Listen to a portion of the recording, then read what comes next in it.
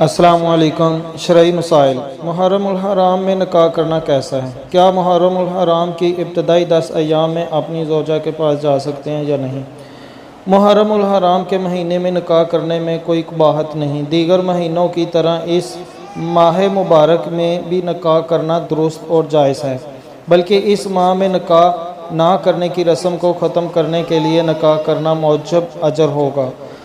اگر اس ماہ مبارک میں شہادتوں کی وجہ سے اس کو غم اور سوگ کا مہینہ قرار دے کر نکاح سے اعتراض کیا جائے تو سال بھر میں کوئی مہینہ ایسا نہیں جس میں کسی عظیم شخصیت کی شہادت کا واقعہ پیش نہ آیا ہو، اور اس بنا پر تمام مہینوں میں نکاح سے اعتراض ناممکن بات ہے۔ اس لیے محرم الحرام میں بھی نکاح کرنا عام مہینوں کی طرح جائز ہے۔ رہا مسئلہ ان دنوں اپنی بیوی کے پاس جانا، محرم الحرام کے ایام میں بیوی سے دور رہنے کو لازم سمجھنا درست نہیں، یہ غلط نظریہ ہے۔ ہاں، اگر کوئی نہیں جانا چاہتا تو گنہگار نہیں۔ جزاک اللہ۔